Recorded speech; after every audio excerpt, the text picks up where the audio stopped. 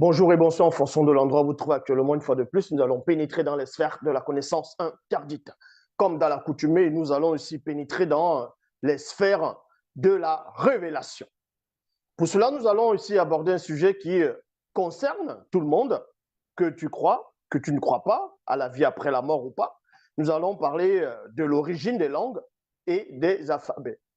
C'est quoi, premièrement, les langues et les alphabets? On va entrer plus en profondeur durant l'enseignement, donc pendant ce live.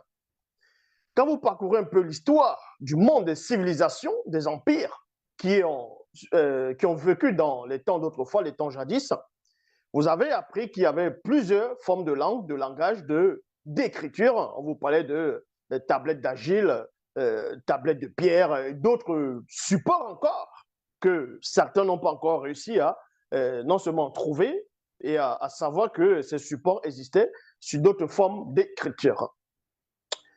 Et l'heure actuelle où vous vivez, il y a, comme je dis, il y a plusieurs langues maintenant. Et chaque langue a, on va dire, on peut dire que chaque langue a à peu près son écriture. Et il existe la pluralité des écritures, c'est-à-dire des langues et des écrits, donc des milliards de langues en Afrique. Quand les Occidentaux viennent, ils vont vous expliquer que les langues que vous parlez en Afrique, ce ne sont pas des langues, ce sont des dialectes. Et tandis que eux, ce sont des langues. Allez savoir pourquoi. Pour cela, vous savez, l'enseignement va se baser sur plusieurs livres. Vous voyez, comme vous pouvez constater, là, c'est plusieurs rouleaux. Le savoir de l'humanité. Il y a Bible, donc Bible Kalatambale, la seule version, pas d'erreur, pas de contradiction, pas de mensonge. Et ensuite, il y a le livre d'Enoch, le vrai Enoch, ce qu'on va appeler, son vrai nom, c'est Doubicet. La démonologie, étude interdite de la science du démon. Kalatabatoba Douala, donc le livre, la véritable origine du peuple Douala. Et le livre de Mukaïsedi, donc livre de Daniel. Avant d'entrer dans l'enseignement, on va un peu parcourir comment les historiens, comment les chercheurs de ce monde vous expliquent comment l'écriture est arrivée, comment l'alphabet a été constitué. Vous pouvez aller sur Google, sur n'importe quel moteur de recherche. Vous allez voir, il y a des articles. On va d'abord s'arrêter sur les articles et vous allez voir des anomalies dans ces articles-là. Premièrement, on vous parle de l'alphabet. C'est quoi l'alphabet? L'alphabet, c'est, on peut dire, c'est en deux phrases. C'est de alpha et bêta. Les deux premières lettres, on vous dit que c'est de l'alphabet grec. Maintenant, du latin, c'est alpha, emprunté c'est-à-dire au grec ancien, alpha, plus avant du phénicien. On vous apprend que la langue grecque ancienne, en gros, l'alphabet que les Grecs ont utilisé à un moment donné, où on va parler de l'alpha et l'oméga, ne viennent même pas des Grecs directement, mais ça vient des Phéniciens. Et le A chez les Phéniciens, ce n'était pas alpha, mais c'était plutôt, on va lire ici, c'était, on va dire, alphé, qui veut dire, en gros, on le représentait sous la forme d'un bœuf et d'un taureau. Parce que les anciennes écritures n'étaient pas comme vous voyez actuellement la manière dont vous écrivez maintenant, en tout cas dans plusieurs peuples, vous écrivez, c'était pas ça l'écriture à l'époque. D'autres civilisations, peuples, représentaient les écritures sous forme d'images, sous forme de symboles, sous forme de, on va dire, des arbres, des animaux, des hommes, des personnages, ainsi de suite, pour pouvoir conter une histoire, raconter ce qui s'est passé, c'est-à-dire l'histoire dans le passé, et aussi, pour certains peuples, initier des personnes. Mais nous allons voir l'origine de toutes ces écritures, de différentes formes d'écriture qui ont parcouru le monde depuis que la Terre existe. Donc maintenant, on vous dit ici du latin alpha emprunté du grec ancien, alpha, plus avant du phénicien. Donc, le latin, où on va trouver maintenant, le latin c'est l'ancêtre on va dire, du français, de plusieurs langues en Europe, de plusieurs langues, pas seulement en Europe, bon, c'est l'ancêtre de plusieurs langues. Et aussi, quand on va voir l'alphabet, on va voir qu'il y a des mots qui se ressemblent. Et aussi, la manière de parler, de prononcer, d'écrire, ça se ressemble. Donc, le latin a pris ça du grec et les Grecs, eux, ils ont pris ça des Phéniciens. Et on vous dit ici la majorité des spécialistes estiment aujourd'hui que l'alphabet phénicien fut adopté par les Grecs au début du 8e siècle avant JC. Le plus ancien fragment épigraphique connu date de cette époque. En gros, ils disent 770 à 750 avant JC. Les Grecs ont conservé les mots désignant les lettres phéniciennes, même s'ils ont, on va dire, remanié les formes et leurs appellations. Ainsi, le A phénicien représente un bœuf, étant nommé alphée par ceci. Pourquoi donc, dans l'alphabet phénicienne, on va dire par rapport à le A qui commence, va représenter un bœuf? Pourquoi le symbole du bœuf va être à la place du A? Mais quand plutôt on va aller dans l'Égypte ancien, pour voir quelle était la toute première langue, la toute première écriture, la première écriture, la première langue, ainsi de suite. Mais avant ça, on va d'abord parler des langues les plus récentes et remonter. Et maintenant, la civilisation sumérienne à Mésopotamie, née vers 3500 avant JC, ils vont remonter encore, on va dire pas remonter dans le temps, mais aller encore plus ancien, c'est-à-dire dans le temps. Ils vont vous parler de la Mésopotamie antique, là où, selon eux, les langues ont commencé, en gros, l'écriture aurait commencé. On va vous parler de l'épopée de Gilgamesh, Utnapishtim, les dieux, les Anunnaki, et c'est là où on va vous dire la Babylone antique, la Mésopotamie antique, c'est là où les langues ont commencé, on va dire la civilisation. Ils vous diront que c'est la toute première civilisation, et aussi dans cette civilisation, l'écriture c'est-à-dire s'est manifestée à partir d'eux. Tandis que d'autres chercheurs vont dire que non, c'était l'Égypte antique, parce que certains kémites vont vous expliquer que l'Égypte ancien ou l'Égypte antique ou ancestrale serait la toute première civilisation du monde. Donc maintenant, ils font la comparaison entre la Babylone antique, l'épopée de Gilgamesh ou les récits de la Mésopotamie et l'Égypte.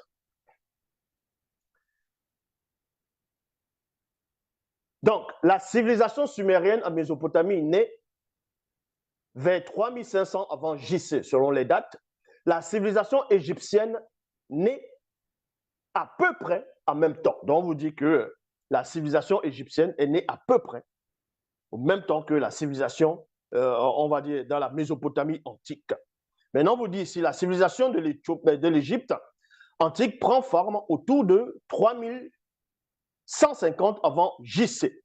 L'Égypte antique ou l'Égypte ancienne est une ancienne civilisation d'Afrique du Nord, aujourd'hui remplacée par l'actuelle Égypte.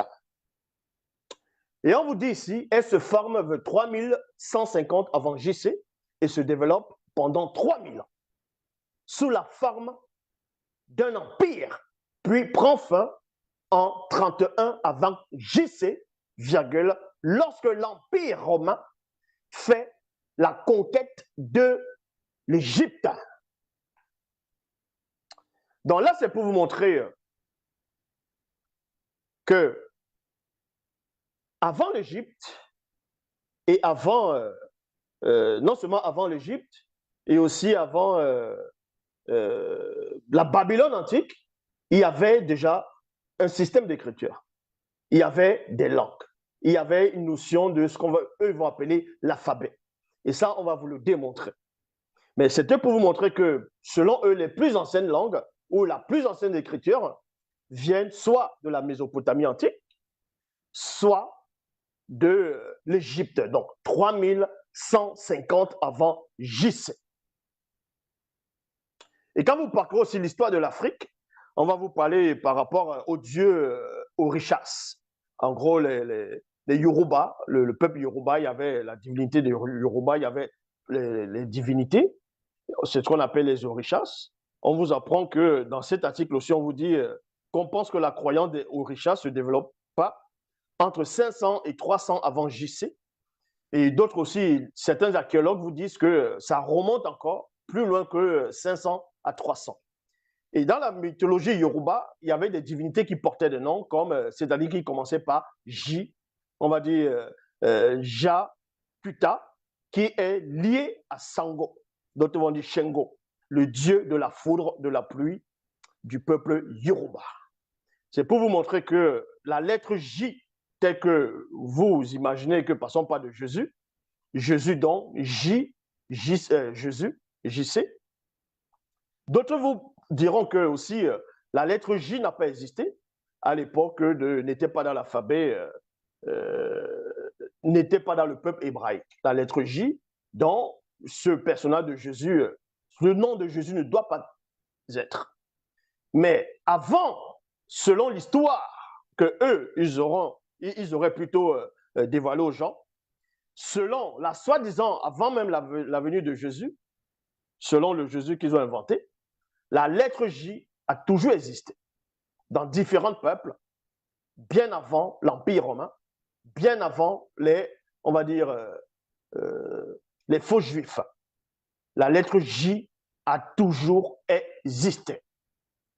Et on va vous montrer comment, non seulement les langues, où la première langue a commencé, dans quel endroit dans le monde la première langue a existé et c'était quoi les premières langues.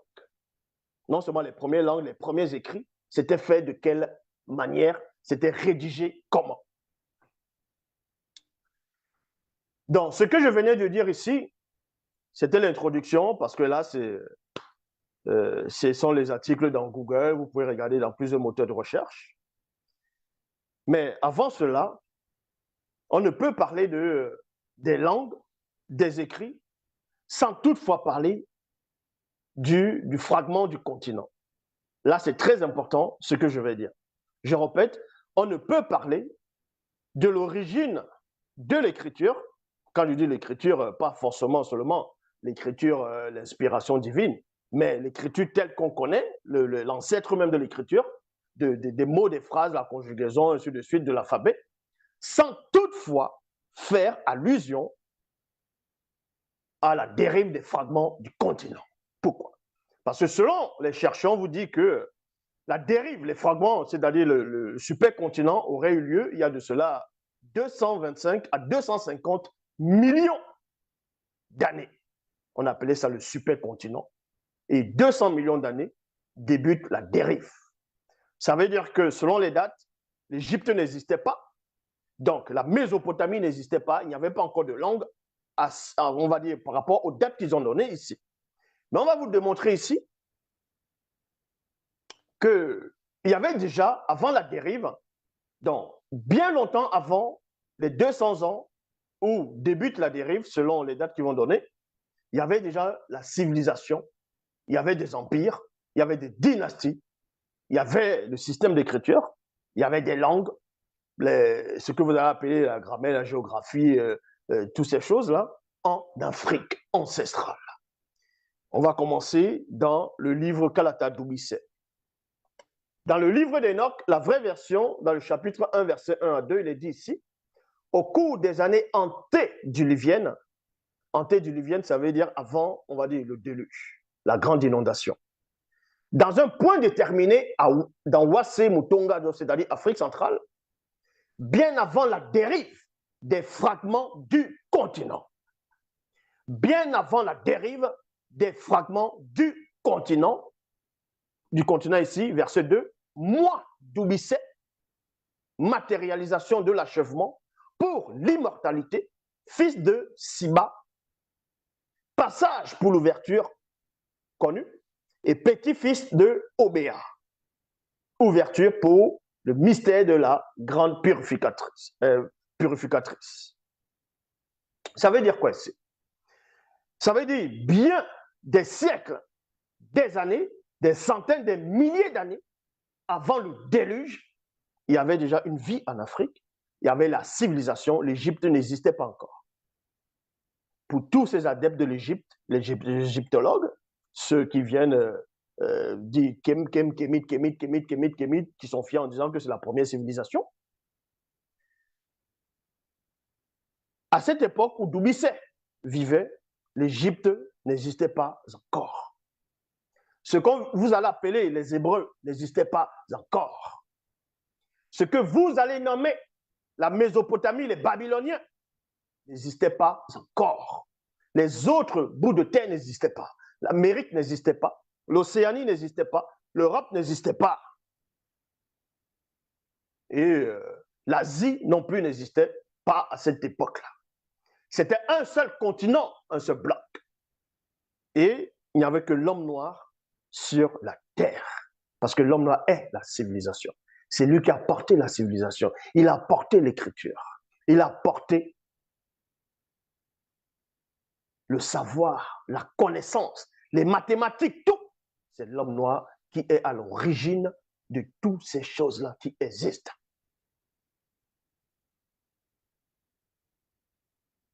Dans Doubicet, chapitre 1, verset 265 à 267, il est dit « Je vis comme un pungu ».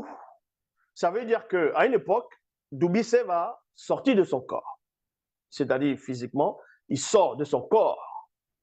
Il va se retrouver dans un plan où, avec son esprit, et là-bas, il sera accompagné par deux puissantes entités, Dibangane et Biedi. Et ces entités vont lui montrer l'avenir. Ils vont lui montrer, c'est-à-dire le futur, qui va se dérouler plusieurs dates, époques du futur. Il y a même le futur qu'on va lui montrer qui va se dérouler, il y aura de cela des milliards d'années. Oui, des milliards d'années. Il va lui montrer des choses qui vont se dérouler par rapport à son temps, des milliards d'années après. On va lui montrer ces choses-là et des millions d'années aussi avant, on va lui montrer certaines choses. Donc, tandis qu'il est hors de son corps, on va lui montrer comment un groupe de Bamololma Bungulanais, ce qu'on va appeler les ondes déchues, vont initier certaines personnes, donc les blancs et les sans-mêlés, les blancs plutôt, d'une certaine époque, avant que le métissage ne commence, d'un système d'écriture pour les préparer déjà à usurper le système d'écriture, à usurper, on va dire, la langue, comment, c'est-à-dire l'alphabet, comme ils ont l'habitude de faire. Dans Kalatadoubissé, chapitre 1, verset 265 à 267, il est dit « Je vis comme un pungu ». Pungu, c'est le chef, on va dire, lui, c'est le chef des Bamololma Bungulanais du troisième ordre. Parce qu'il y a le premier ordre, le deuxième, le troisième. Donc, le troisième ordre, ils ont plusieurs chefs. Mais à la tête, il y a celui qui est supérieur aux autres, c'est ce qu'on va appeler Pungu. Le Namololoma Bungulanais, donc ange déchu en chef du groupe du troisième ordre, dans une époque bien longtemps avant le déluge, révéla au premier blanc les secrets interdits de l'anti-vérité. C'est qui les premiers blancs? Les premiers blancs étaient comment? Tout ça est révélé dans le livre mystérieux. Je vis que Pungu avait révélé au premier blanc les secrets interdits de l'anti-vérité par l'intermédiaire du Mundima Betiledi Lamaondo, c'est-à-dire démon religieux de haut rang. Je vis comment cette entité leur enseignant le mystère de l'écriture. Comment dénaturer le contenu des copies des vrais récits. Donc, connu par les initiés, et leur montra l'usage des substances liquides du sépia et du papyrus. Là, c'est très important ce que je suis en train de dire. Et quand vous lisez dans Doubicet, chapitre 1, verset 1027, il est dit « Moi, j'ai été témoin de toutes ces choses, et c'est moi qui les ai écrites. » Il y a point ici. Donc, c'est pour vous montrer que des milliers d'années avant le fragment du continent, Doubicet avait déjà écrit. Il avait écrit sur quoi? Sur quel support? Est-ce que c'était du papier? Est-ce que c'était de la feuille? Il écrivait de quelle façon? C'était quoi cette écriture? Est-ce l'écriture qu'on voit actuellement? Non. Est-ce que c'était l'écriture comme on va dire dans l'Égypte antique ou dans la Babylone antique, il avait écrit sur quel support? Sur les tablettes d'argent. Il a écrit ça comment? Vous savez, on va vous révéler une petite révélation ici. Le départ, l'origine même de l'écriture, premièrement, c'est quoi? C'est que quand l'écriture se manifeste sous forme visible, visuelle, dans le plan visible, parce qu'au départ, premièrement, on devait juste parler, on entendait des sons. Maintenant, le son doit prendre une forme visuelle. Je répète, la forme, c'est-à-dire le son, les idées, les pensées, la révélation qu'on va transmettre au peuple, doit à un moment donné, à cause de la chute, prendre une forme visuelle. C'est ce qu'on appelle le système d'écriture, qu'on doit représenter visuellement. On doit écrire cela. Et quand on écrit, ça doit correspondre à ce qui est réellement. Donc, l'écriture, c'est quoi réellement? Ce sont, on va dire, les entités. Ce sont des êtres qui sont émanés par-delà les cieux visibles, hors du voile. Bien avant la création de l'océan primordial, il y avait déjà ces êtres. Bien avant la création du monde visible, ces êtres existaient déjà, on va les appeler les entités du grand ordre des choses. Ça veut dire quoi? Et c'est ce que les Égyptiens, une branche d'Égyptiens, ont aussi pris, mais ils ont mélangé avec autre chose, d'autres formes d'écriture, et ils se sont gourés dans ces écrits-là. On va vous montrer comment. Ça veut dire que, admettons, ça c'est un exemple que je prends. Voici deux éléphants. On peut dire éléphantaux, qui sont là, qui vont peut-être, dans l'explication, représenter les entités. Les éléphants vont parler, vont s'adresser, on va dire les entités vont s'adresser aux hommes sur la terre. Et les hommes, c'était que des noirs. Ils vont parler à ceux qui sont plus éclairés, aux initiés, ainsi de suite. Maintenant, plus tard, à cause de la chute, il y aura certains non-initiés qui ne pourront pas être capables d'entendre la fréquence ou capter la fréquence des entités. Il faudrait qu'on les explique la loi, la révélation, les préceptes et les ordonnances. Et on doit mettre ça aussi par écrit, afin que même si on les transmet cela, on les transmette cela par, on va dire, par voix audible. Il ne faudrait pas que ces personnes puissent oublier. Donc, on doit matérialiser les enseignements, on doit matérialiser les mots, les phrases. Les lettres, on doit les matérialiser. Et pour les matérialiser, ça doit être fidèle à la parole qui vient dans le monde des hommes pour être matérialisé. Donc, l'éléphant va parler, c'est-à-dire les entités vont parler ici. Pendant que les entités sont en train de parler, elles sont là, elles prennent certaines positions. Voilà l'écriture du début. Les éléphants, on va dire, les entités sont là, elles prennent la position du début. Si elles s'inclinent comme ça, là, ça peut dire oui. Ça, c'est un exemple que je donne. Quand ça va comme ça, la position qu'elles vont prendre, ça voudra dire non. Et en fonction de la position qu'elles vont prendre, l'autre va prendre là, et le plus gros va peut-être apparaître ici, là. Le plus gros apparaît en ce moment. On va dire c'est ce qu'on appelle la majuscule. Parce qu'on n'invente pas les majuscules, ces choses comme ça, là. On va faire comme ça, là. Et quand la trompe va descendre, va prendre une certaine forme, va s'incliner, ça va être une virgule. Et maintenant, quand ça replie comme ça, la trompe, on va dire c'est un point. Et maintenant, cette entité va venir devant celle-là pour débuter une nouvelle phrase. Et c'est comme ça que l'écriture était au départ. C'était sous la forme des images.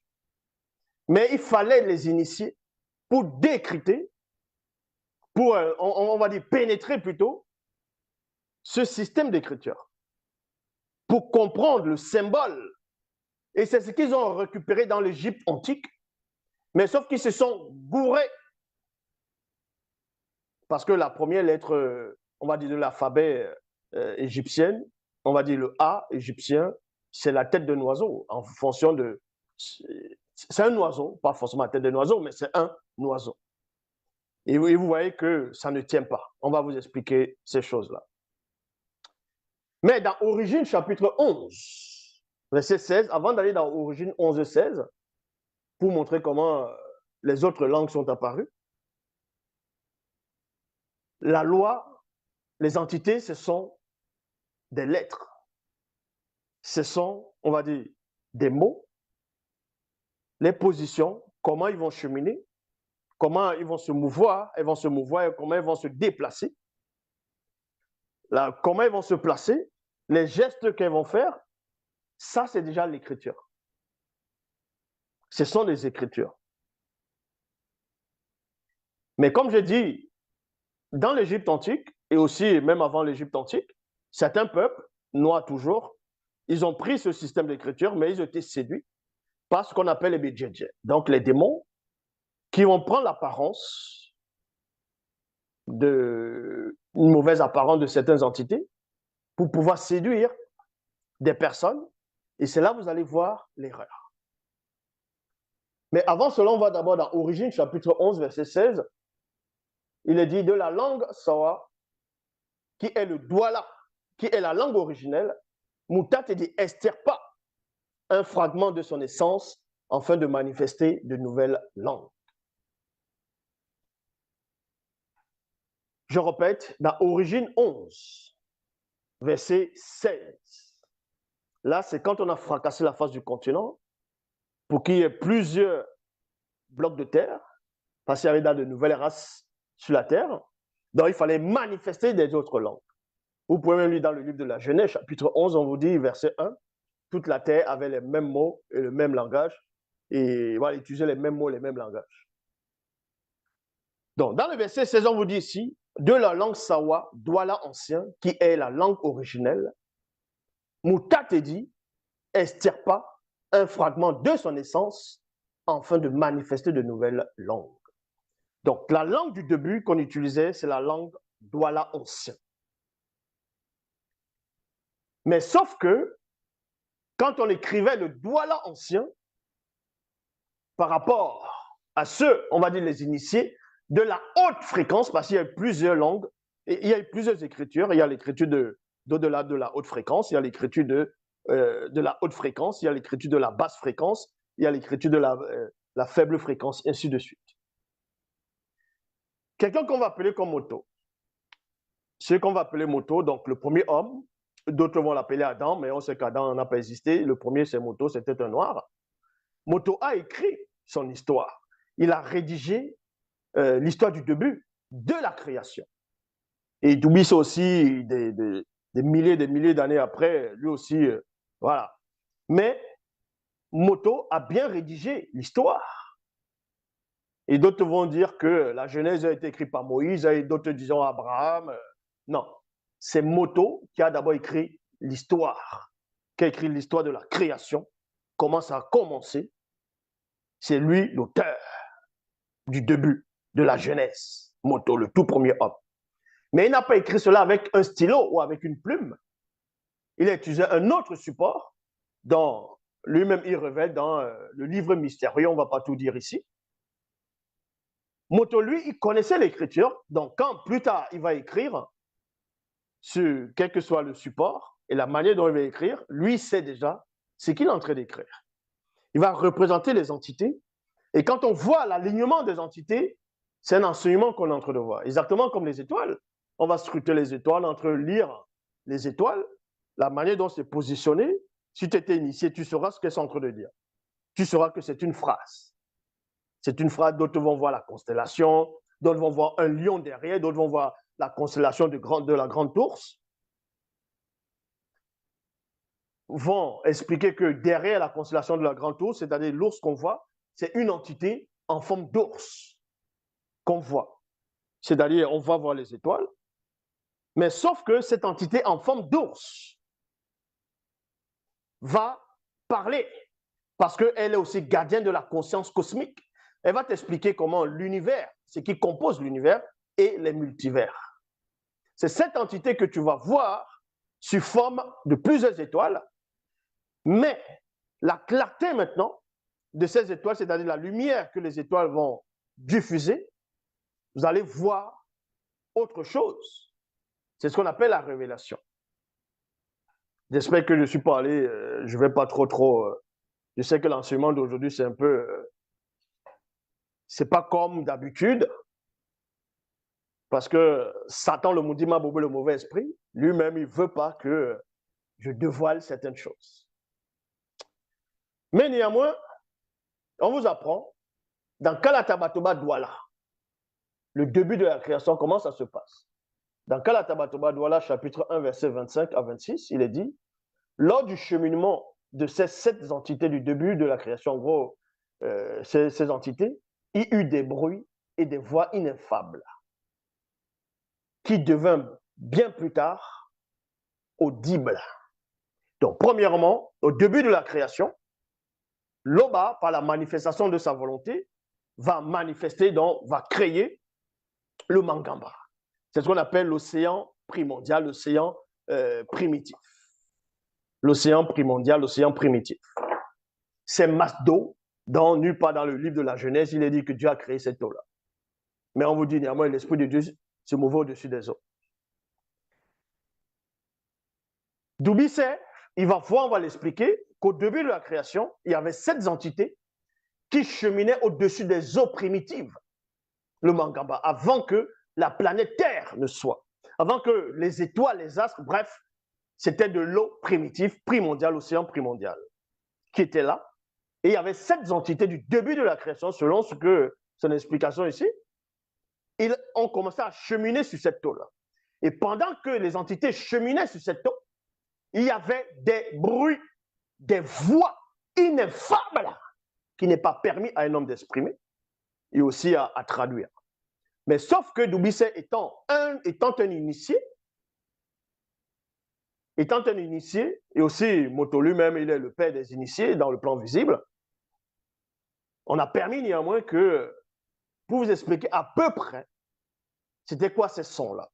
C'est en cela où on va retranscrire cela dans Kalatabatoba Douala. Lors du cheminement de ces 7 entités, il y eut des bruits et des voix ineffables qui devinrent bien plus tard audibles et perceptibles.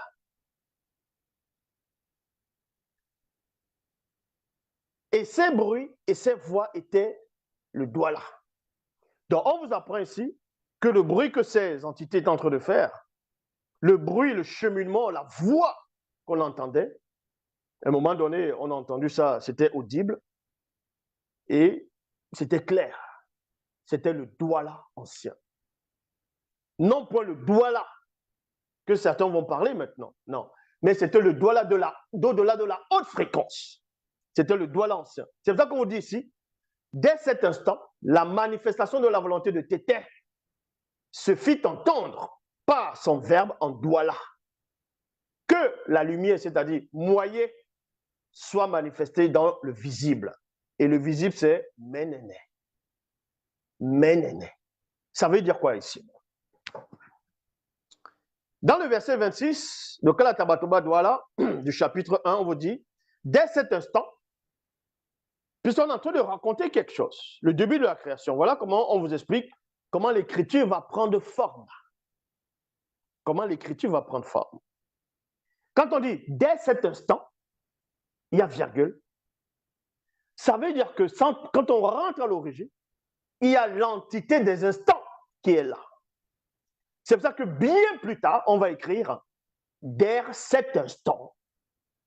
Parce que c'est l'entité des instants qui se place là. Et quand elle se place, pour décrire comment cette entité est là, on ne va pas dire dès cet instant, l'entité des instants. Non, on va plutôt écrire dès cet instant, virgule, Mais les initiés savent que la phrase qui dit dès cet instant, c'est l'entité des instants qui est là. La manifestation de la volonté de Tété se fit entendre par son verbe en Douala. Vous voyez? Que la lumière, donc, moyer, c'est la lumière. Que la lumière soit.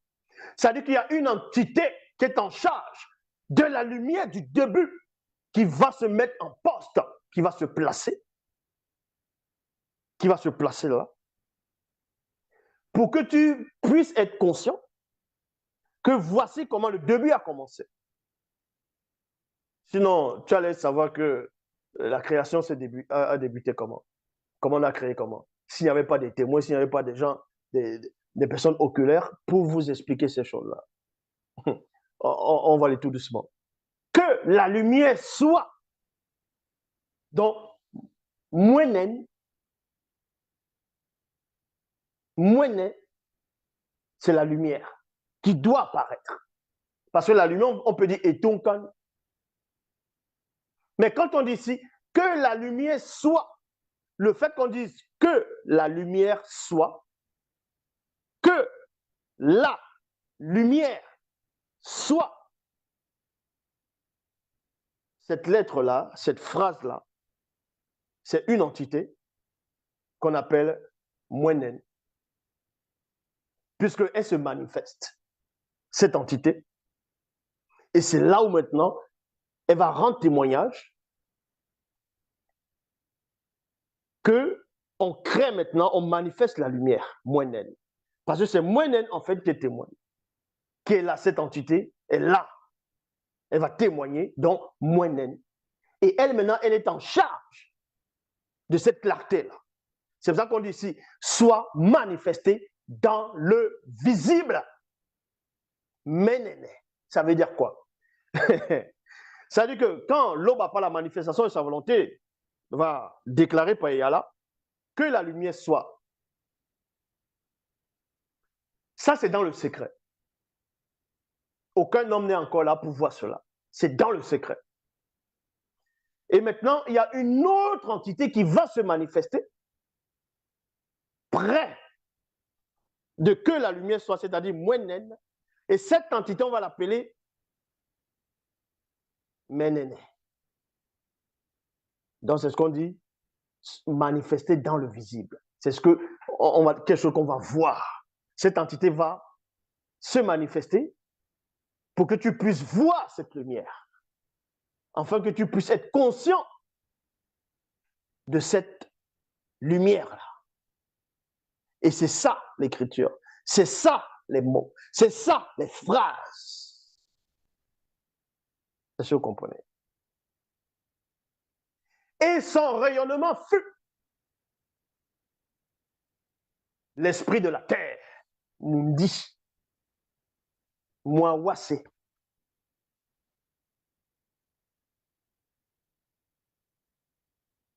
Et quand on va dans Kalatabatoba Douala, chapitre 1, verset 197 à 209, il est dit, Moutate dit, voici que la partie du peuple qui n'est point initiée à la découverte du mystère de la porte des cieux, donnant du côté du monde occulte, virgule, ils se sont unis entre eux et ils ont une seule pensée et une même connaissance. Et voilà qu'ils ont entrepris. Voilà ce qu'ils ont entrepris. Maintenant, ils vont s'unir avec les blancs et les sans-mêlés.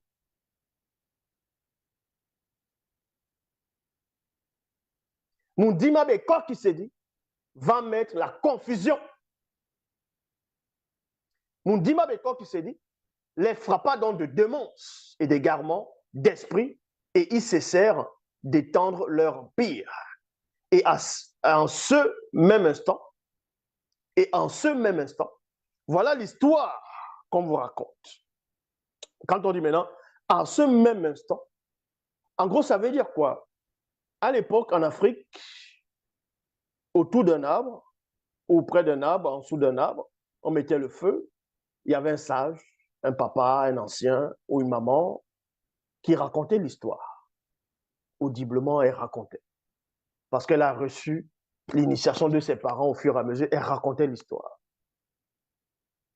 Ça, c'est aux enfants. C'est la manière dont on raconte aux enfants. On dit ici, parce que vous êtes des enfants, donc je vous raconte ça comme ça, là. On dit ici, Moundima Beko qui s'est dit, les frappa dans de démence. Vous voyez? On dit Moundima Beko qui s'est dit, les frappa dans de démence et des garements d'esprit. Et ils cessaient d'étendre leur empire. Et en ce même instant, il y a virgule qui apparaît. Il y a la virgule. Maintenant, d'autres diront, oui, mais la virgule existe maintenant, c'est récent. Qu'est-ce que vous en savez? Mon dit, il n'y a rien de nouveau. Ce qui a été, c'est ce qui est. Ce qui existe a déjà existé, mais c'est une autre forme. L'initiateur est là. Donc, vous dites ici, et à ce même instant, virgule, là, c'est ce qu'on est en train de parler. C'est comme ça qu'on va vous compter. Mais sauf que les initiés, eux, les grands maîtres, eux, savaient que quand on dit et en ce même instant, c'est l'entité des instants qui est là, qui apparaît. Pour bien plus tard, sa présence qui est là, au moment où l'action va se passer, on va écrire sa présence sur une autre forme d'écriture, on va dire ici, et en ce même instant. C'est pour ça que dans le livre mystérieux, vu que c'est mystérieux, on va dévoiler beaucoup de choses. Moundima Bekok qui s'est dit, fracassa en fragments toute la face du continent et eut de très grands tremblements de terre en divers lieux du continent et des épidémies ainsi que des phénomènes terrifiants qui se produisirent et dans le ciel visible des signes extraordinaires firent leur apparition. Le continent se divisa en plusieurs petits blocs, mais le plus gros bloc resta à sa place initiale. Là, virgule, commença la dérive des fragments du continent, puis la naissance des mers. C'est-à-dire qu'il y a toujours les entités qui vont le représenter. Et c'est ce que j'essaie de faire maintenant dans les théâtres. Quand vous allez dans un théâtre, on vous raconte une histoire, il y a des gens qui regardent, d'autres sont l'autre va représenter la peste, il va venir avec plein de boutons, il va représenter la peste pour venir attraper les gens. Voilà comment on racontait l'histoire sous forme d'image. En fait, c'était des entités, c'était un système d'écriture qu'on mettait en place. Ça, c'est une autre initiation très approfondie. Et c'est pour ça qu'on vous dit ici de la langue Douala, qui est la langue originelle, Moutat dit extirpa un fragment de son essence afin de manifester de nouvelles langues. Point virgule. Donc, maintenant, on m'avait posé la question de savoir, oui, mais le Douala, tu as écrit les livres, tu as écrit Bible. Il y a des mots en Douala dedans, il y a des phrases en Douala et aussi en français. Et le français, on sait que l'ancêtre du français, c'est le latin. Et le latin, c'est que le latin a pris du grec. Le grec a pris de la langue phénicienne, c'est dans les Phéniciens. Et les Phéniciens aussi ont pris au fur et à mesure. Est-ce à dire que le Douala n'a pas son système d'écriture? Puisque quand on lit, quand on écrit, que ce soit en lingala, que ce soit en allemand, la langue allemande, quand on écrit, bref, presque toutes les langues là maintenant sont un lien. Il y a toujours un lien. C'est le latin. Tu vois, il y a des mots qui se ressemblent. Il y a le A va se ressembler, une phrase va se ressembler, mais sauf que d'autres, ils vont écrire différemment, pareil à l'anglais, ainsi de suite. Tandis qu'il y a des peuples comme, on va dire, il y a les Chinois, ils ont les façons d'écrire, il y a l'arabe, il y a même en Éthiopie, Même au Cameroun, actuellement aussi, même chez les, qu'on appelle les Bamoun, il y a plusieurs peuples. Ils ont plusieurs systèmes de langage. Voilà, vous allez voir, si vous n'êtes pas initié, vous ne saurez pas ce que ça veut dire. Vous allez voir comme si c'est un enfant qui est en train d'écrire des choses qui ne servent à rien, non? Ce que vous ne savez pas, c'est quoi? C'est que quand Mouta te dit, avant Mouta te dit, on vous dit ici, quand Moudima Bekor qui se dit a fracassé la face du continent en petits blocs, voici ce qui va se passer. Et on vous dit maintenant, de la langue Douala, qui est le Douala, qui est la langue originelle plutôt, Mouta te dit estirpa. Estirper, ça veut dire quoi? Ça veut dire enlever. On va dire, voici la langue du début, le Douala. Ça, c'est la base. Maintenant, on va estirper un fragment. Le fragment, ça va représenter quelques lettres qu'on va prendre dans le Douala ancien du début. On va prendre quelques lettres afin de manifester d'autres langues. Et en manifestant ces langues-là, ça va être le début de ce qu'ils vont appeler l'alphabet, les lettres, ainsi de suite, de différentes formes d'écriture après, puisque l'origine donne naissance, c'est-à-dire la langue Douala va donner naissance à ces langues-là. Mais il est logique, je dis bien, il est logique que le Douala qu'on utilise actuellement, c'est-à-dire les lettres qu'on va utiliser maintenant en Douala, dans la langue Douala, puissent les lettres ressembler au français, puissent ressembler à l'anglais, à l'allemand, ainsi de suite. Et maintenant, ceux qui ne connaissent pas l'histoire vont dire, ah oui, mais c'est les Occidentaux, les Romains, les explorateurs, ainsi de suite, qui sont venus, ils ont changé, certes, les langues, et ils ont fait en sorte qu'on n'utilise plus nos langues avant, nos systèmes d'écriture. Maintenant, on va s'identifier à leur alphabet. Et c'est à partir de là que l'homme va perdre, en tout cas l'homme noir va perdre les vrais noms, entre guillemets, de leur divinité, l'essence même du nom. Non. Je dis non. Pourquoi? Les autres langues qui existent, même d'autres formes d'écriture vont arriver après, viennent néanmoins du Douala ancien, de ce fragment qui était extirpé de la langue Douala. Est-ce que vous comprenez? C'est pour cela qu'il n'y a que celui qui est en face de vous qui est apte à traduire avec exactitude de la langue Douala de la haute fréquence, même d'au-delà de la haute fréquence, est venu écrire ça en français. Parce qu'il y a un lien. Parce que les autres langues viennent de là.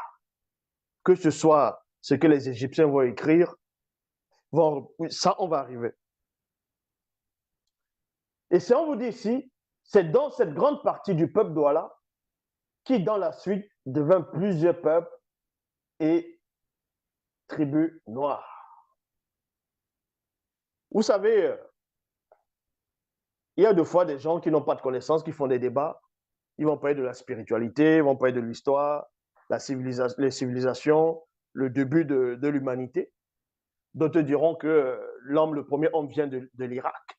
D'autres diront que, bon, bref, d'autres diront c'est la Chine. Non, en Chine, ils ont découvert que non, forcément, ça vient toujours d'Afrique. Et quelqu'un va dire, non, l'homme vient d'Afrique, c'est le premier homme vient d'Afrique. Ça, maintenant, tout le monde le sait. En tout cas, ceux qui ne veulent pas accepter ça, c'est votre problème.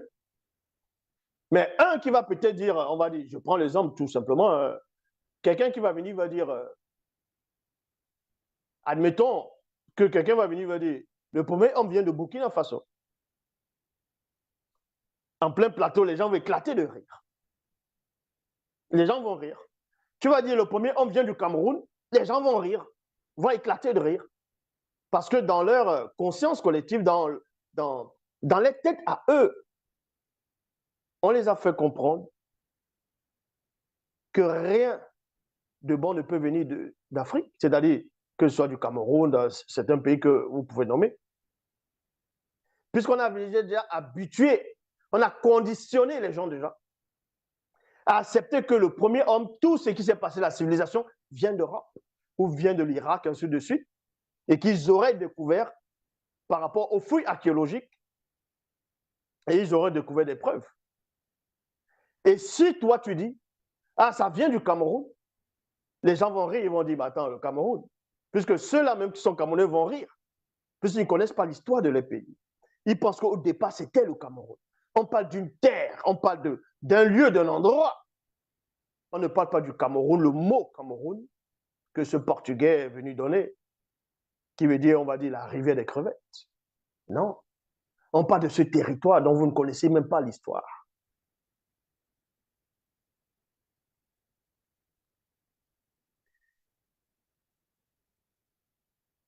Et c'est à partir de là que Moudima Bekor, qui s'est dit, dispersa plusieurs tribus et peuples noirs, sans mêler, et certains animaux, sur plusieurs différents blocs, des fragments du continent de là, plusieurs de ces tribus et peuples noirs s'unissent avec des sans mêlés et donnaient naissance à la race des Milato Jola.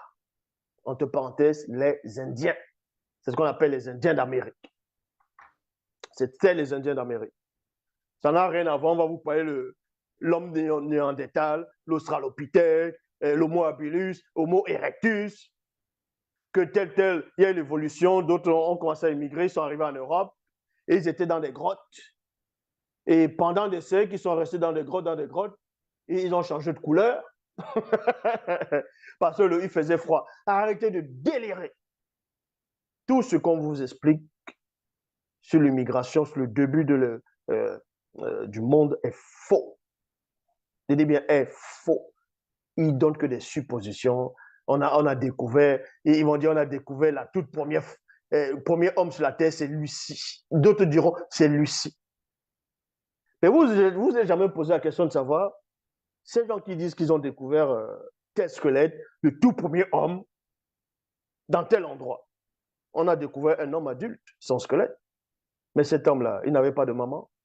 Pourquoi on dit que c'est le tout premier homme de l'histoire? Si lui, il n'avait pas de maman, il arrivait comment jusqu'à être adulte? Donc, vous voyez qu'il y a des choses, ce n'est pas parce que vous ne voyez pas, on ne veut pas que vous puissiez voir des choses. Vous vous arrêtez sur ce que vous voyez ou bien ce que vous inventez. Pour faire croire aux gens que l'humanité, ça a commencé à telle époque, à tel pays, à tel endroit. On vous dit ça a commencé en Irak, on a retrouvé des squelettes, on a retrouvé des...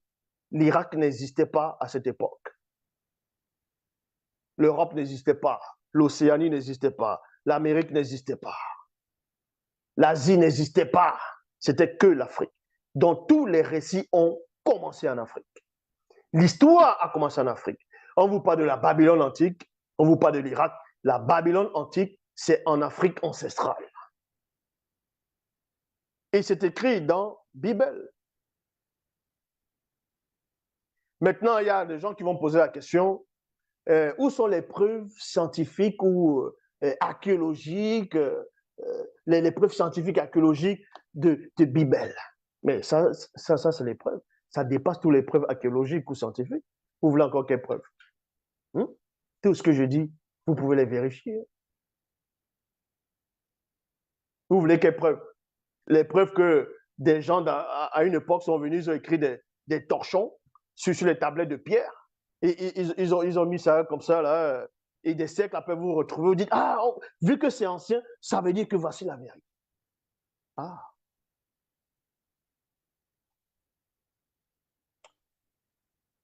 Ici, on vous apprend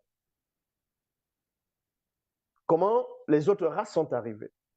Dans le livre mystérieux, on vous donne l'identité de ce que vous allez appeler les australopithèques. Homo erectus, Homo habilis, Homo sapiens, bref, tous ces différentes espèces. Dans le livre mystérieux, on dévoile comment est-ce qu'ils ont existé. S'ils ont existé, ils sont venus comment? Est-ce qu'il y a eu évolution ou pas? Comment ces gens-là sont arrivés? Ils sont arrivés à quelle époque? Avant le premier homme, donc connu, moto, noir, ou après? Ils sont arrivés, s'ils sont arrivés, est-ce qu'on les a créés directement? Ils sont venus d'où? Comment? On explique tout, même l'origine même de l'albinisme, l'albinos. Bref, on vous explique en profondeur comment, même ici déjà on vous explique comment les 100 mêlés, les Indiens sont arrivés, encore plus en détail. On vous explique dans le livre mystérieux comment l'Amérique est née, l'Europe, comment ça a été rempli par des Blancs. Ça n'a rien à voir avec ce qu'on va vous expliquer. Ah, c'est un groupe de Noirs, si c'est Australopithèque, si c'est quoi, qui allait en Europe. L'homme néandertal est allé en Europe. Il faisait froid. Au fur et à mesure, il a commencé à... Voilà, parce qu'il y avait tellement de températures froides, il était obligé d'utiliser son cerveau pour pouvoir se couvrir, pour pouvoir chasser, ainsi de suite. Non, arrêtez de délirer tout ça. Ce n'est pas comme ça que ça s'est passé. Dans le livre mystérieux, on vous explique la création de toutes choses. Comment on a créé les étoiles. C'est quoi les étoiles? Comment on a formé les étoiles? Comment on a formé la Lune? Qu'est-ce qu'il y a dans la Lune? Il y a quoi dans les étoiles? Comment ça a été formé? Même le Soleil même. C'est quoi le but de toutes ces choses-là? Dans vos soi-disant livres, on vous dit ah Dieu, votre soi-disant Dieu a créé les étoiles, mais on dit même pas. Pourquoi on n'explique pas ce qu'il y a dans les étoiles?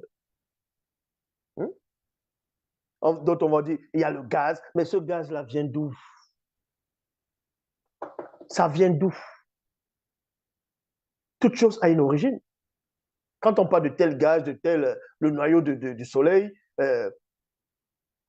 on parle du proton, du neutron, ainsi de suite, on parle de l'oxygène, de l'hydrogène. C'est bien beau de dire l'hydrogène, ainsi H2O, mais tout ça, ça vient d'où? Et c'est quoi? Qu'est-ce qui se cache derrière? Comment ça a débuté? Ça a eu un commencement, ça vient de quelque part. Il y a des équations derrière. Tout ça, c'est rédigé dans le livre mystérieux. Donc, je le répète encore, la toute première langue qui a existé dans l'histoire de l'humanité, c'est la langue Douala, et c'est la première écriture. Donc, que ça ressemble maintenant avec, par rapport à la grammaire ou l'alphabet, que ça puisse ressembler au français, les mots, en Europe, ça c'est votre problème. Toutes les autres langues, vous allez venir écrire, vous allez représenter les chenilles, vous allez représenter l'oiseau, vous allez représenter un homme qui est assis, un oiseau qui est debout, vous allez représenter peut-être le tam-tam qui est là, vous dites ça veut dire peut-être Atum, le dieu égyptien. Ça, c'est une fausse écriture. On va expliquer ces choses-là.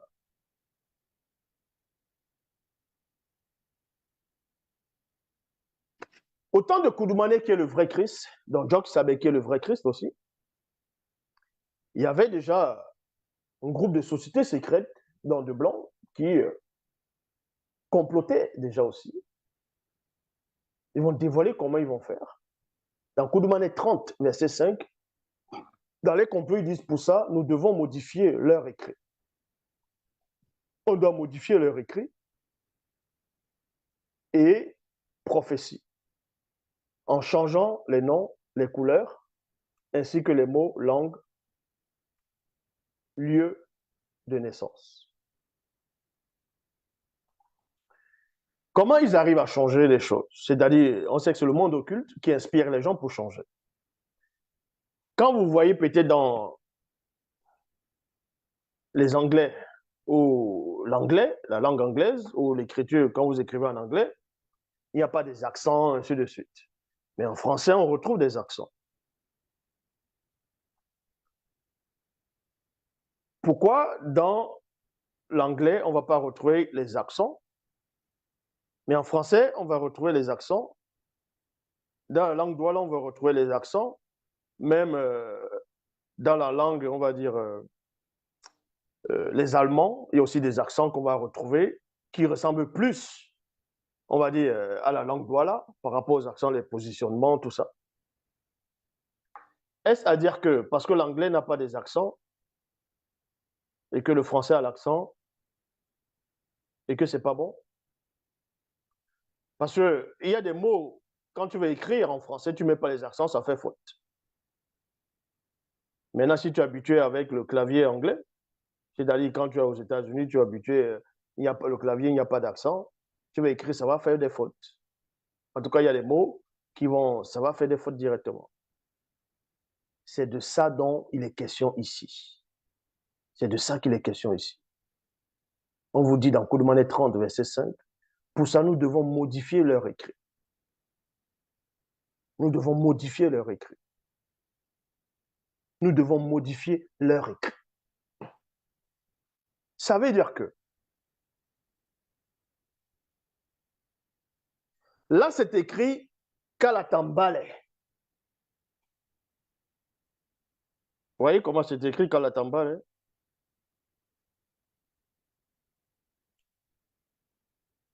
Et voyez maintenant comment c'est écrit Bible. D'autres maintenant vont écrire Bible. Ils ne vont pas mettre le tiret sous le E.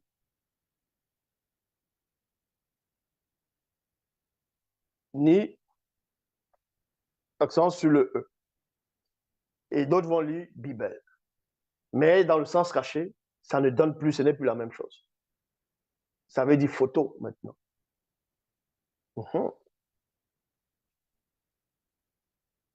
Là, on dit Kalatambale. Si tu enlèves le tiret là, en dessous, et sur le E, tu enlèves aussi, ça ne veut plus dire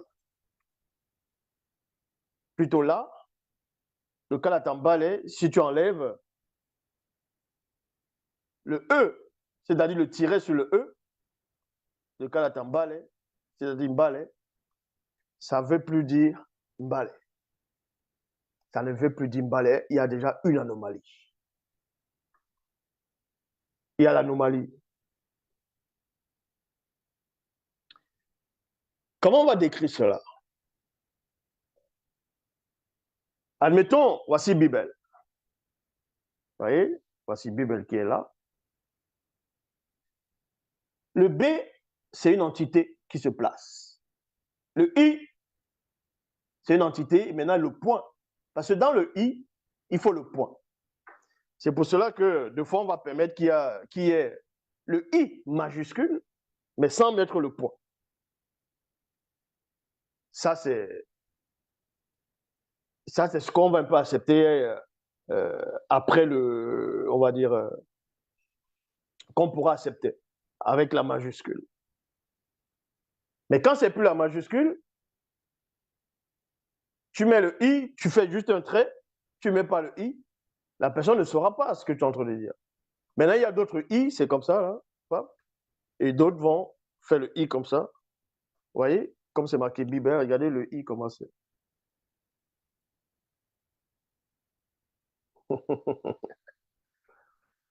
Ça veut dire quoi? L'accent, la virgule, le point, ça va aussi représenter une entité qui va venir dans le rituel, et ce rituel est en train de diffuser une conversation, en train de diffuser un enseignement. Donc le fait que tu enlèves le I ou bien le point d'interrogation, ce n'est plus une question. Mais tu peux écrire une phrase, sous forme de question. Dès que tu ne mets pas le point d'interrogation, ça ne devient plus une question. Ce n'est plus une question.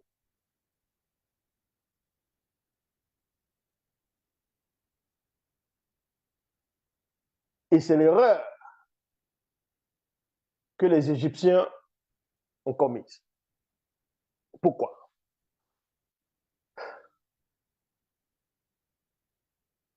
On vous dit que dans le A égyptien, c'est-à-dire la lettre A de l'Égypte antique, vous pouvez vérifier, hein, c'est ce qu'ils vont vous dire, maître.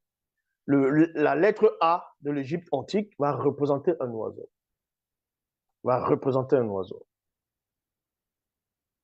Pourquoi ça va représenter un oiseau? Dans l'alphabet, on peut dire comme ça, l'alphabet égyptien. Pourquoi ça va représenter un oiseau? Parce que derrière cet oiseau, il y a un esprit, mais sauf que ce n'est pas un bon esprit. Ce n'est pas un bon esprit. C'est un puissant démon et une démone qui est derrière ce que vous allez voir sur ce que d'autres diront les hiéroglyphes. Ça, on va dessiner un oiseau, on va dessiner un homme qui est assis, un pharaon qui est devant Atum. On va représenter Atum, il est assis sur un tabouret avec des écritures dessus. Le pharaon est assis devant lui. Ils vont écrire ça sur ce système-là. Et maintenant, on sait que le mot hiéroglyphe, ça vient du grec. C'est même pas quelque chose qui vient de l'Égypte. Ce sont les Grecs qui ont donné ce nom-là. En gros, l'écriture que les Égyptiens utilisaient, selon que eux ils expliquaient, ils appelaient ça l'écriture sainte ou bien voilà, saintes écritures ou un truc comme ça. L'écriture divine, si vous voulez. L'écriture divine, voilà ce qu'ils représentaient. Mais sauf que c'était déjà dans la corruption. Vous devez savoir une chose, pour tous ces kémites-là, l'Égypte que vous connaissez là, les pyramides, Osiris, Osiré, Anubis, Horus, Seth, tout ça là, ça, c'est le dernier fils de Djenné. C'est le dernier fils de Djenné. Djenné, c'est, voilà comment on dit l'Égypte dans la vraie langue. C'est Djenné. On ne dit pas Égypte ou Égyptien, Mithraïm. Non, c'est Djenné. C'est son vrai nom. Mais sauf que le premier, ce qu'on va appeler, entre guillemets, Égypte, a eu une descendance. Pourquoi vous ne parlez jamais de la descendance des Égyptiens, du premier Égyptien? Il a eu plusieurs descendances. On dévoile tout ça dans le livre mystérieux. On parle de l'initiation que le premier Égyptien a eu. Aucun soi-disant égyptologue ne peut vous expliquer ces choses. Le premier Égyptien a eu beaucoup d'enfants. Il a eu de différents enfants. Et par rapport à ces initiations, aux rituels qui passaient, premier rituel, c'est-à-dire première initiation, papa, et chaque initiation était là pour acquérir une forme de connaissance dont on dévoile dans le livre mystérieux. C'est vraiment très profond. Donc, à chaque étape de son initiation, le premier enfant va porter le nom, va porter le nom de chaque truc. Et ce nom symbolise quelque chose qui s'est réellement déroulé dans l'histoire. Jusqu'à arriver au dernier fils, donc qui a chuté là, dont vous voyez les vestiges de l'Égypte. C'est parce qu'ils ont ouvert la porte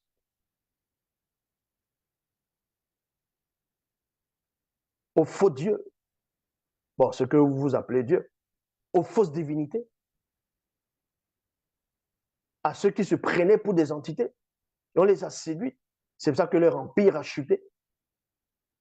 C'est pour ça qu'ils sont remplacés. Ils sont remplacés par les sans-mêlés. On les a remplacés. Dans l'Égypte que vous parlez, l'Égypte, tout le temps vous restez dans le passé, allez donc déloger tous ces sans-mêlés, c'est ce qu'on appelle les Égyptiens maintenant, allez donc les déloger, on voit comment vous allez faire.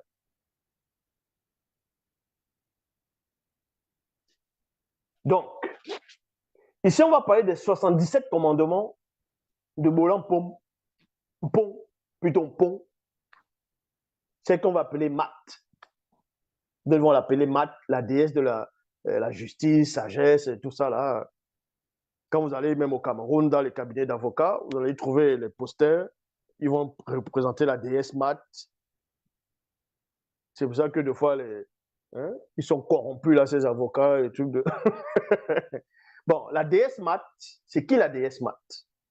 Parce que comme je l'ai expliqué ici, dans l'alphabet, on va dire comme ça, l'alphabet, système d'alphabet égyptien, la première lettre de l'alphabet, c'est le A, c'est un oiseau qu'on va représenter.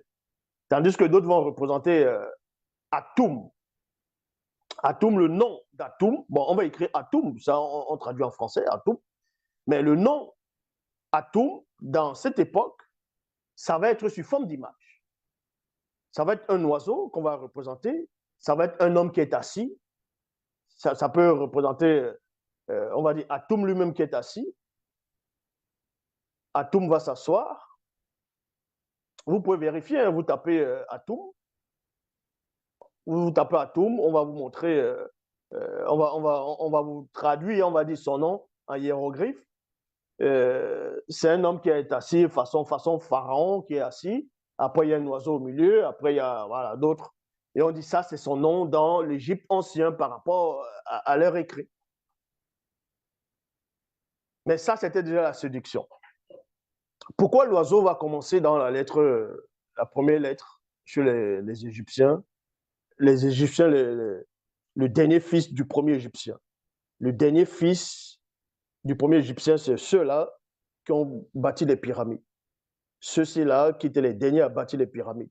Parce qu'avant les pyramides qu'on voit en Égypte, ici, il y avait déjà d'autres pyramides en Afrique. Il y avait des civilisations, même avant l'Égypte, avant l'Éthiopie, avant tout ça. En Afrique, c'était que des Noirs. On va aller dans Kalata Mukaïsedi, le livre secret de Daniel, chapitre 1, verset 860. Il est dit ici, tu mépriseras les œuvres des entités. Non, des initiés plutôt. Et tu falsifieras en l'enterrant. Ça veut dire quoi? Dénaturer, déformer, contrefaire, truquer, dénaturer les écritures du peuple originel. Ça veut dire quoi?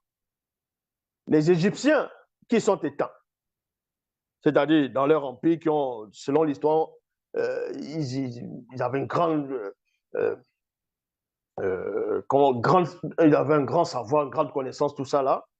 Ils ont bâti un empire, civilisation, ça a duré plus de 3000 ans, selon les dates qu'ils vont donner. Pendant 3000 ans, ils étaient, voilà, la technologie, la puissance, la connaissance, où certains pays venaient puiser là-bas. Ça, son père, c'est-à-dire, parce que lui, là, c'est le dernier fils. Les gens ne connaissent pas l'histoire des Égyptiens. Hein. Ils ont pas que de l'Égypte. Les Égyptiens aussi ont eu des enfants, ont eu des descendants, ont eu une grande descendance, ont eu beaucoup d'autres, il y a beaucoup d'autres peuples qui sont issus d'eux. Et tout ça, on dévoile ça dans la Bible et dans le livre mystérieux. Mais bon, ce qu'on appelle Mat, la déesse Mat, en fait, c'est une démone. C'est une démone de haut rang. Et c'est elle qu'on va représenter dans l'alphabet égyptien. C'est-à-dire le A égyptien, c'est un oiseau qu'on va représenter. C'est elle qu'on va honorer par rapport à cette lettre-là, parce qu'il n'y avait pas que elle, il n'y avait pas qu'elle. Il y avait Atoum aussi. On va vous raconter un peu l'histoire d'Atoum et vous allez comprendre. Démonologie, chapitre 1, verset 640, il est dit Mat est une démone Djengu de haut rang, de la race des Mengumangor, dans sirène des airs. Hybride mi-oiseau, également décrite dans le livre du Djongele, c'est-à-dire Zacharie, de Mutopeda Mundi qui est dans Kalatambale. On va maintenant lire notre article maintenant par rapport au royaume d'Égypte, le temps des dieux, page 87. Ça, ce sont les mots que Atoum, vous pouvez voir qui est Atoum, hein? D'autres vont dire Atoum, Atome, voilà, où par lui tout a commencé. Mais vous allez voir un peu ce que lui-même il va dire dans le livre Au royaume d'Égypte, le temps des rois dieux. Page 87, il est dit, Atoum dit, j'étais solitaire plutôt, dans le Noun. J'étais solidaire dans le Noun. Le Noun, c'est l'océan primordial, c'est l'océan primitif. Et Noun, c'est aussi en langue douala. Noun, ça veut dire celui-ci. Est-ce que vous comprenez? Le Noun, il y a le Noun au Cameroun. Il y a le fleuve Noun. Il y a là-bas le Noun. Il y a le Noun au Cameroun. Mais Noun, c'est en langue douala. Ça veut dire celui-ci ou celle-ci. Bon. Atum dit, j'étais solitaire dans le Nun et Ibnet. Je ne trouvais pas d'endroit où je puisse me tenir debout, virgule. Je ne trouvais pas de lieu où je puisse m'asseoir. Où je puisse m'asseoir. Il y a point ici. La ville d'Héléopolis où je devais résider n'était pas encore fondée, virgule. Le trône sur lequel je devais m'asseoir n'était pas encore formé. Il y a point. Je n'avais pas encore créé Nout et non Nun. Nout avec T et Nout, c'est qui vous pouvez vérifier. Nout, c'est une déesse, la déesse du ciel. En gros, on parlait du firmament, le ciel, quoi, la voie lactée. Nout, c'est la déesse, elle symbolise le ciel. Au-dessus de moi, donc je n'avais pas encore créé Nout, au-dessus de moi, la première corporation de Dieu n'avait pas encore été mise au monde. Des dieux primordiaux n'existaient pas. Ils étaient encore en moi. 3 points. Je flottais. Absolument hypnotique. Ibid, page 88, il est dit, j'ai amené mon corps à l'existence grâce à mon pouvoir magique. Point. Je me suis créé moi-même. Il y a virgule ici. Mais non, mais sérieux. Non, mais sérieux. Comment quelqu'un va dire, il s'est créé. Tu ouvres ta bouche, tu dis, je me suis créé moi-même. Tu te crées toi-même. Non, mais ça, si le fait de dire, je me suis créé moi-même, ça dit que tu n'étais pas à un moment donné. Mais bon, je me suis créé moi-même. Je me suis constitué ainsi que je le souhaitais selon mon désir. Point. Je suis l'Éternel, virgule. Donc, vous voyez, c'est le même Éternel aussi dont pas dans la Bible, hein, puisque Yahvé, on l'appelle l'Éternel des armées. Nout, pas Nout, Atum dit, je suis l'Éternel, virgule. Je suis Ré. D'autres vont dire Ra, Ré, Ra, puisqu'on l'identifie à Ra, le dieu du soleil. Je suis Ra, je suis Ré, qui est sorti du Nout. C'est-à-dire qu'il était contenu quelque part. Il était contenu dans l'océan primordial, dans l'eau primitive. Il était contenu dedans. À un moment donné, il dit, il est sorti de là. Je suis le maître de la lumière.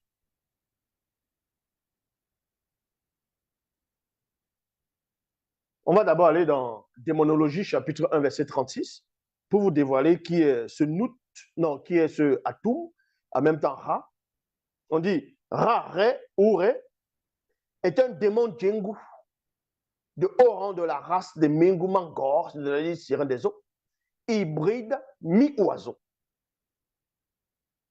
Mais il est logique que les Égyptiens qu'on a séduits, et même les systèmes d'écriture étaient trafiqués, la première lettre qui va représenter A, ce sont les oiseaux qu'on voit. Ce sont les démons en forme d'oiseaux. Le récit même de la création ne tient même pas, ça n'a même pas de sens. On va continuer maintenant par rapport à ce récit. Atum naît de façon autogène, de Nun, virgule, personnification de l'océan primordial, Atum, virgule, celui qui advient de lui-même, se distingue du Nun et vient à l'existence en prenant conscience de lui-même. Il apparaît sur Bedben, la colline primordiale. C'est là où on aurait dit, voilà. Maintenant, on vous apprend ici. Regardez maintenant, en parlant du Nun, là où Atum est sorti, on vous dit ici, dans la mythologie égyptienne, l'océan primordial est appelé le Nun, ou le Nun, point. On peut considérer le Nun comme un concept plutôt qu'un Dieu. Point. Il est l'océan qui fait la vie et qui fait la mort. Sans créateur, virgule, il s'étend autour du monde. Tous les mythes de création ont une chose en commun. Ce Nun d'où naquit le Dieu créateur. Point. Où naquit le Dieu créateur. Dans la mythologie égyptienne, il y a même certains qui se disent, les Kémites, dans les plateaux, ils disent que l'océan primordial n'a pas été créé. N'a jamais été créé. Ça a toujours été là. Donc, nous est sorti de là. Donc, ça dit l'océan primordial est plus grand que nous, est plus grand que Atum. Voilà. Et cet océan primordial, d'autres diront que c'est le néant, l'obscurité. Il y a plusieurs civilisations, même chez les Elohim, par rapport à la secte raélienne. Ils disent qu'un groupe d'Elohim sont venus dans le système solaire. Ceux qu'on avait chassés, c'était des scientifiques qui faisaient des expériences. On les a chassés sur la Terre. Ils sont allés chercher autre chose. Ils sont arrivés dans le système solaire un jour, comme ça, avec des vaisseaux. Ils sont arrivés. Ils ont trouvé de l'eau, une planète bleue. C'était de l'eau, la planète Terre. Il n'y avait pas encore l'homme sur la Terre. Ils ont pénétré dedans. Ils ont trouvé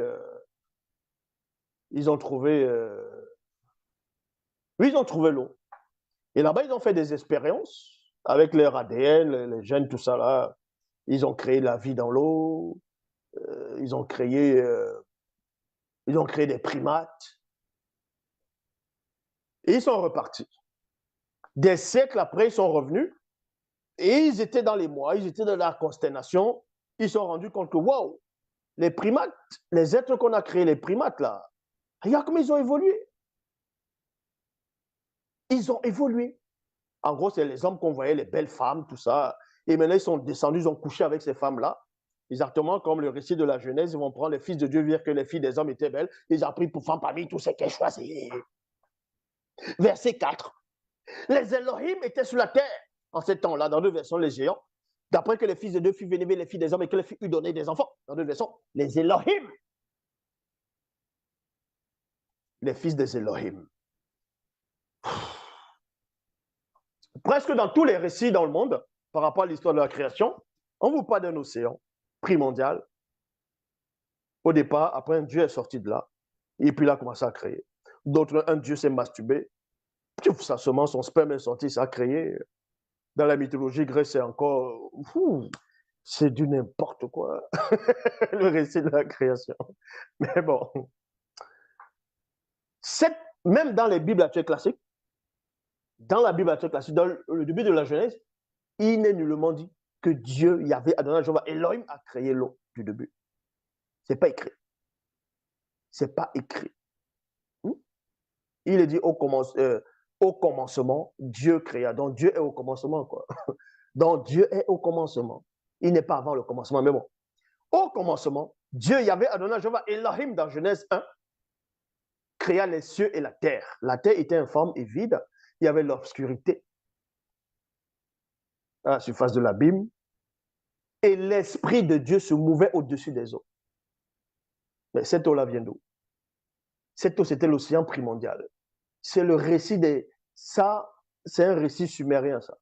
Ça, ce sont les Anunnaki. Ça, ce sont les Elohim. C'est du n'importe quoi. Maintenant, on va vous expliquer d'où est-ce que cette eau primitive dans l'océan primordial est sortie et qui c'est qui a créé cet océan-là. Eh oui, dans Bible, la seule version authentique, pas d'erreur, pas de contradiction, pas de mensonge. Dans Origine, dans Bibotedi, chapitre 1, verset 1, il est dit l'homme, virgule, par la manifestation de Bipoulédi. Mpouli, entre parenthèses, sa volonté. Parce que l'Oba manifeste la volonté. Il est hors de la volonté. Est-ce que vous comprenez? Il n'a pas besoin de penser. Contrairement à Yahvé dans Genèse 6, il se repent d'avoir créé l'homme sur la terre. Il fut affligé dans son cœur. Et on dit, Jésus dit, celui qui fait la volonté de mon Père qui est dans le ciel. Donc, avoir une volonté, ça veut dire que tu penses. L'homme n'a pas besoin de volonté, il manifeste la volonté. Il est hors de ces choses. L'homme, par la manifestation de mes poulets dit, pouli sa volonté, il déclara pas et Allah, parce qu'il ne parle pas directement. Il est hors du langage, il est hors de ces choses. Il déclara pas et Allah, son verbe. Il créa au Bibotedi. Commencement de la réalité visible, on précise ici. Physique, Madiba et Baïdi, c'est-à-dire de l'eau primitive. En lui donnant la forme de myriades, d'innombrables formes de Gondé, c'est-à-dire cercles, qui devint des multivers.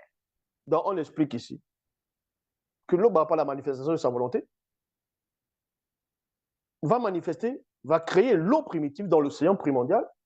Dans la mythologie égyptienne, ils ne peuvent pas savoir puisqu'ils ont copié, vu que c'est le dernier fils, bon, le peuple issu du dernier fils de Djenné, le premier égyptien, ils vont être séduits, ils vont là raconter n'importe quoi, parler d'Osiris, on dit les dieux qui sont toujours en couple mâle et femelle, n'importe quoi. Connaissez quoi de la spiritualité, hein? Vous lisez les choses, Seth, il fait la guerre contre son frère Osiris, ça n'a même pas de sens. Non, pas Seth, oui, il fait la guerre contre son frère Osiris, ils font la guerre, l'autre est marié, tel Dieu est marié avec une déesse, ça n'a même pas de sens. Des histoires. Ce sont des créatures qu'on voit. Mais bon. Et on vous apprend ici que l'océan primitif, à partir de cet océan primitif ici, primordial, on va créer aussi les multivers. Eh oui. Donc, quand vos scientifiques viennent vous disent ah, il y a le multivers qui existe, les trous noirs, la théorie des cordes, le monde parallèle. Les initiés connaissaient ces choses-là depuis des milliards d'années. Et oui, je répète ici, des millions et des millions d'années connaissaient ces choses-là. Les dates qu'on donne de la Terre, là, c'est pas ça les dates. Hein. Quand vous lisez la datation de l'homme jusqu'à soi-disant cette époque sur Jésus, c'est très rapide. Hein. Vous comptez l'âge d'Adam, vous comptez l'âge de quelques de ses enfants, jusqu'à Noé, c'est tout compris. Hein. Vous voyez que l'homme, le monde vient à peine d'être créé. Qui devint des multivers. Ensuite, il les sépara, les éloignant les uns des autres, les unes des autres. Par des étendues, il créa aussi le globe terrestre, en ayant lui aussi la forme d'un Gondé Tediledi dans ses rond. Et on peut vérifier dans Judith, dans Mounamoun Sadi, chapitre 2, verset 7, il est dit, lui, l'Oba de notre Père, l'Oba de la terre des ancêtres, donc ancêtre avec A majuscule, du continent souverain des cieux visibles et invisibles, et de la terre créateur de l'océan primitive. L'Oba de toute la création, que ton verbe soit ma prière. On va vous montrer la similitude entre la langue douala. C'est là-dedans, là. Voici un livre puissant. Pour tous ceux qui se disent camerounais, qui est à la quête de... Non, premièrement camerounais, parce que on retrace l'histoire des peuples ici par rapport chez les Douala, au Cameroun, premièrement, mais aussi de l'histoire des autres Noirs. Ce livre va vous donner le nom de vos tribus, les tribus que vous ne connaissez même pas. Vous avez des tribus, vous portez le nom d'une tribu, mais vous ne connaissez même pas le sens du nom de votre tribu. Vous ne savez pas que c'est un nom Douala. Donc tout ça là, c'est là-dedans. Toutes les villes du Cameroun, tous les lieux au Cameroun, c'est les noms Douala. Donc, parce qu'il y a des pauvres arrivistes qui viennent, qui disent, oh, les Douala viennent du Congo. Ils sont venus au Cameroun, ils ont trouvé les Bassa. Tandis qu'il y a une autre histoire qui dit, ils ont trouvé les Bakoko. Déjà, on ne dit pas les Bakoko, on dit Batoba Mikoko. Qui les ont trouvés après, voilà, vu que c'était des frères. J'aimerais que vous... Non, mais vous voyez que quand on vient raconter des choses, vous voyez que ça ne tient pas. Comment se fait-il que on va venir vous raconter des hérésies, que les Douala viennent du Congo, ils sont arrivés au Cameroun, ils ont trouvé les Bassa, alors que Bassa même, c'est un nom Douala. Ils ont trouvé les Batoba Mikoko, alors que Batoba Mikoko, c'est un nom Douala, qui veut dire les hommes de la terre, ou bien les hommes du sable. Quand vous allez chez les chefs, dans les chefferies Bassa, les dignitaires, tout ça, là, ou même chez la chefferie Bakoko, tout ça, les anciens, ceux qu'on appelle les bombok, tout ça, là, la plupart, et d'autres, les noms qu'ils ont, c'est les noms Douala. Donc, expliquez-moi comment un peuple qu'on appelle les Douala, soi-disant vient du Congo, ils trouvent les tout premiers habitants dans ce qu'on a maintenant on va appeler le Cameroun, on trouve les Bassa, on trouve les Bakoko. Et quelques temps après, tout le pays commence à parler le Douala. Où toutes les villes, les régions portent le nom Douala. C'est-à-dire que les Douala ont fait comment? Ils étaient tellement très forts qu'ils ont pris le contrôle sur tout le pays. Quand vous ne connaissez pas l'histoire, vous fermez vos bouches. Voici, on vous explique tout ici.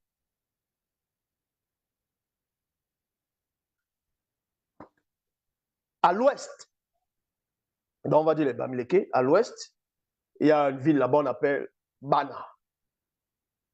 Bana. Bana, c'est un nom Douala qui veut dire les enfants. Eh oui, Bana veut dire les enfants. Et il y a la ville de Nanga. Puis on dit Nanga Iboko. Nanga Iboko, c'est en Douala, ça veut dire dormir dehors.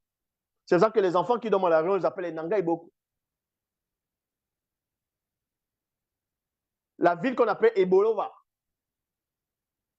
ça veut dire le travail pour toi. Yabasi, normalement ça se traduit en viens à l'église. Yabasi. Bassi, qui veut dire l'église. Ya, c'est viens. Donc viens à l'église. Bref, Bamenda. Il y a la ville de Bamenda qui veut dire ils sont circoncis. Ils sont circoncis. Et on vous dit Bamenda est une commune du Cameroun. C'est le chef-lieu de la région du nord, d'ouest et du département de Mézan. Vous voyez? Il y a tellement. Voilà. On parle de la ville de Bakassi, là où il y avait le Nigeria contre le Cameroun à Bakassi. Normalement, on ne dit pas Bakassi, ça c'est avec l'accent, on déforme. On dit Bakassi, qui veut dire ceux qui accueillent, ceux qui reçoivent. Même dans la cité banéenne où on parle de Kribi, on ne dit pas Kribi, ça c'est, d'autres vont dire Bonaberi. Bonaberi. Oh, je m'en vais à Bonaberi. Bonaberi ne veut rien dire. Mais bon, si on n'est pas là pour ça, on va, pour montrer que tout, c'est le Douala au départ. On va prendre quelques mots Douala,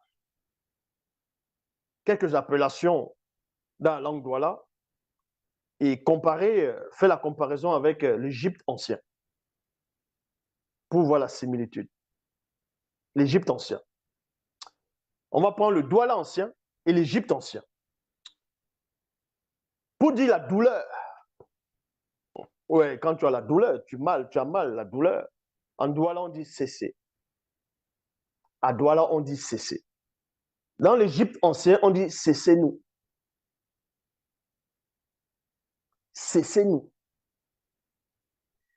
Pour dire le fruit à grain, c'est-à-dire corosol, Dans la langue douala, on dit Saba Saba.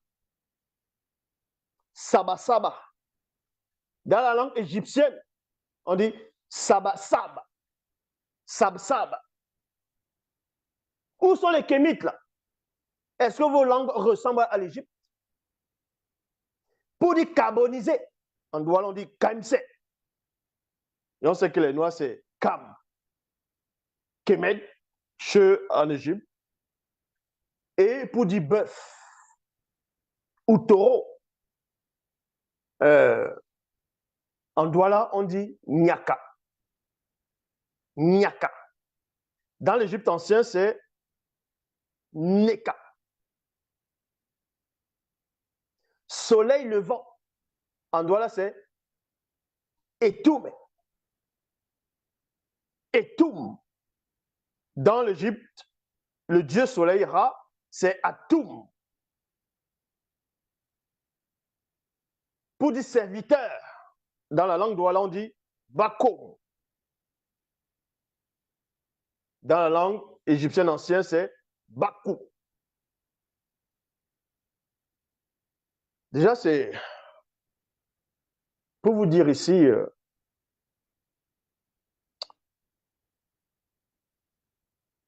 le savoir, c'est là. Vous voyez?